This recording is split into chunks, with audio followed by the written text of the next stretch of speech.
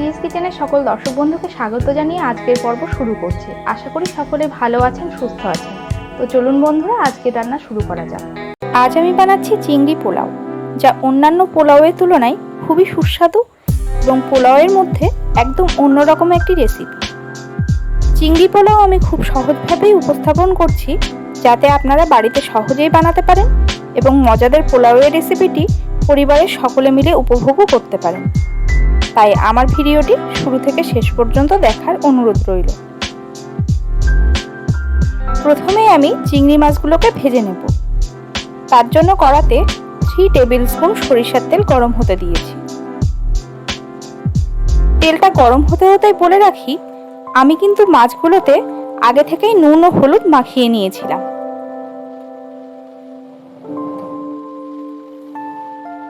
তেলটা গরম হয়ে যাওয়া অবধি অপেক্ষা করছিলাম। গরম হতে হতেই আমি মাছগুলোকে দিয়ে দিচ্ছি।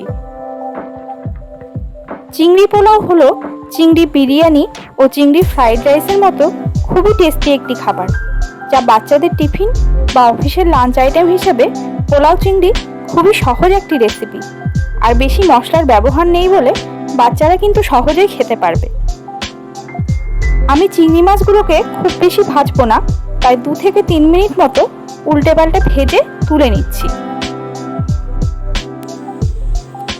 এবারে ওই তেলেই 2টো তেজপাতা, 2 টুকরো দারচিনি ও 2টো এলাচ ফোড়ন দিলাম। ফোড়নটাকে 7 থেকে 8 সেকেন্ড মতো ভেজে নেব। ফোড়ন ভাজার সুন্দর গন্ধ এলে কেটে রাখা পেঁয়াজটাকে দিয়ে দিলাম। আমি এখানে একটা পেঁয়াজকে কুচি করে কেটে রেখেছিলাম। পেঁয়াজটাকে খুব সুন্দরভাবে ভেজে নিচ্ছি।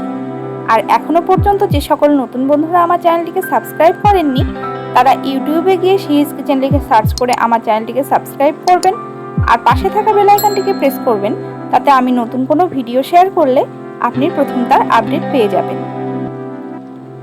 খানিকক্ষণ সময় ধরে পেঁয়াজটাকে ভেজে নিয়ে 1 চামচ আদা বাটা, 1 চামচ রসুন বাটা দিয়ে দিলাম। পেঁয়াজের সাথে আদা ও রসুনের পেস্টটাকে ভালোভাবে কষে নেব। আর এই সময়ে 1 চামচ লবণ ও 1 চামচ হলুদ দিয়ে দিলাম। মশলার সাথে সমস্ত কিছুকে ভালো করে মিক্সড করে নিতে থাকব।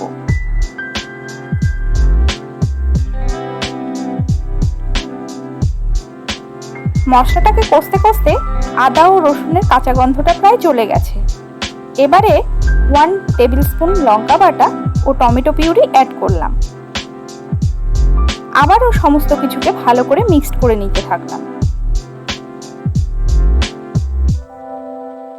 মশলাটাকে ভালোভাবে কষতে কষতে একে একে 1 চামচ জিরে গুঁড়ো, 1 চামচ ধনে গুঁড়ো, 1 চামচ লঙ্কা গুঁড়ো, 1 চামচ গরম মশলা গুঁড়ো ও 1 চামচ চিনি অ্যাড করলাম। সব মশলাগুলোকে অ্যাড করে খুব ভালোভাবে কষে নিতে থাকলাম।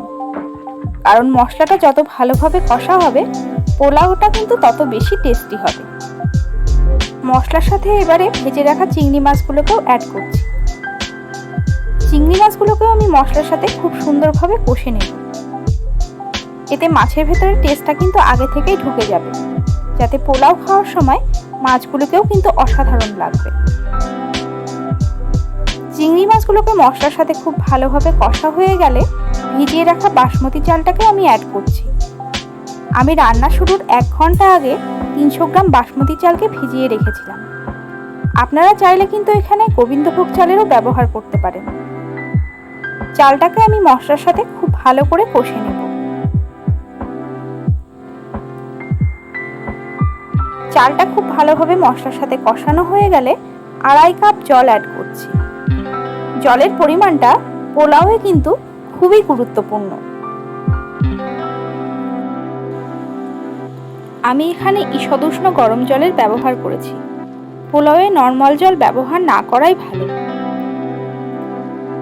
জলটা দেবার 5 মিনিট বাদে আমি 10 থেকে 12টা কাজু বাদাম ও কিশমিশ অ্যাড করছি। পোলাও রান্নায় কাজু কিশমিশ না হলে কিন্তু ঠিক জমে না। আমি পোলাওয়ের প্রত্যেকটি স্টেপই খুব সহজভাবে দেখানোর চেষ্টা করেছি। যদি ভালো লাগে অবশ্যই একটা লাইক করে আমার পাশে থাকবেন। এই জলে যেহেতু চালটা সেদ্ধ হয়ে যাবে, তাই ঢাকনা দিয়ে ঢেকে আমি 10 মিনিট মতো চালটাকে সেদ্ধ হতে দেব।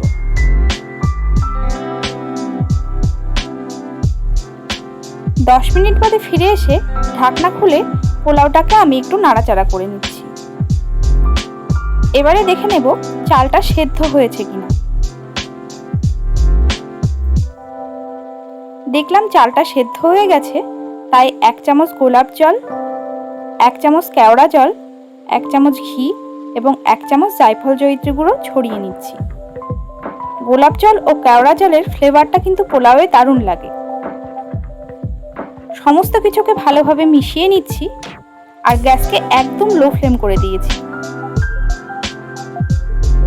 এবারে আমি 2 থেকে 3 মিনিট মতো এইভাবে নাড়াচাড়া করে নামিয়ে নিলে রেডি হয়ে যাবে আমাদের চিংড়ি পোলাও। ভিডিওটি কেমন লাগলো অবশ্যই কমেন্টের মাধ্যমে জানাবেন। আর আমার সঙ্গে এতক্ষণ থাকার জন্য অনেক ধন্যবাদ। দেখা হচ্ছে আবার পরের ভিডিওতে। ততক্ষণ পর্যন্ত ভালো থাকবেন, সুস্থ থাকবেন।